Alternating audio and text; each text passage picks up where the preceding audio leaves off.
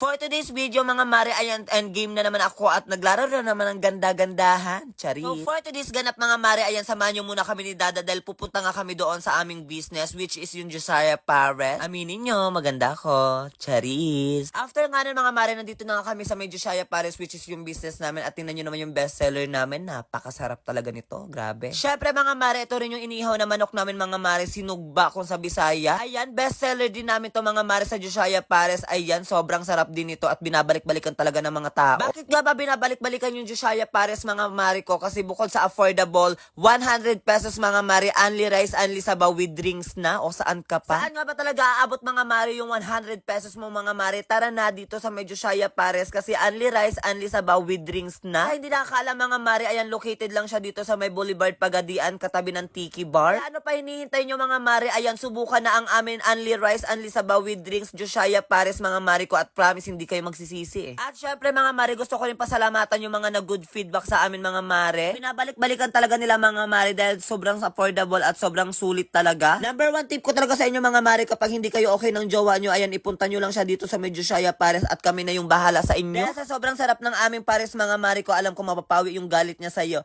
Hoy, sana all.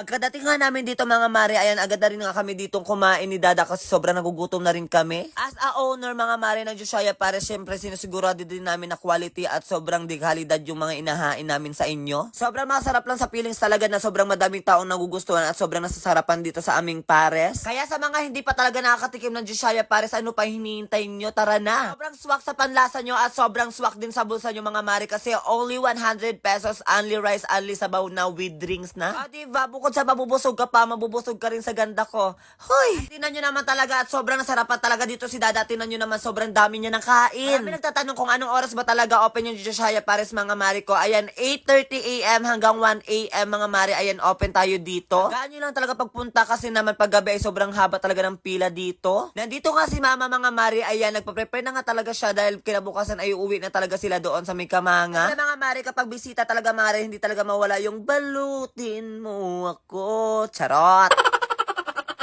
Meron nga kami dito lechon mga mare sa bahay. Ayan, sobrang dami nga nito at konti lang naman kami dito sa bahay kaya napag-isipan ko na lang ipauwi na lang doon sa Kamanga. Sabi ko nga, paghati-hatian na lang nila doon sa Kamanga itong lechon kasi sayang naman sobrang dami at hindi rin namin ito mauubos. At syempre, bukod sa lahat, hindi rin magpapahuli itong tita ko, nandito rin. Napag-desisyonan ko na nga mare na pauwi ko na lang to sa Kamanga mga mare kasi naman sobrang busy namin, bakit masayang lang. Kaya mga mare, ayan, nagpag-desisyonan ko na rin na paghati-hatian na lang talaga nila dito at tingnan nyo naman si Ate Inday, sobrang happy talaga. Dahil nga kinabukasan nito mga mare, ayan, pupunta na sila ng Kamanga at uuwi na rin nga sila. So that's it mga mare. Thank you for watching. See you on my next vlog.